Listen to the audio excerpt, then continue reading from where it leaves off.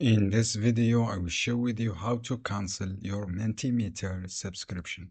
If you want to cancel your subscription, follow me in this video guide. First, log in your accounts and then go to the setting icon. After go to setting icon, you have this option. Go to profile or setting. So friends, this is the one. As you can see here, go to your setting icon. Just wait. From the setting icon, look for my presentation. Here you have different options.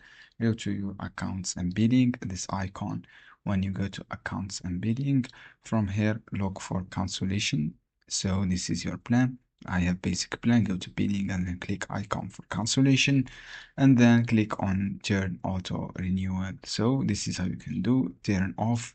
Just click cancel renewal, and then you can cancel successfully from here. Just go to billing and then you can cancel.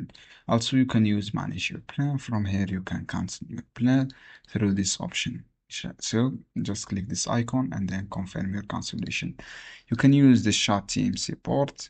From here, this section, you can cancel your plan without any problem. Just click send a message and then write for cancel for this message. As you can see here, this is how you can do, and click send this message. I hope this guide helpful for you. See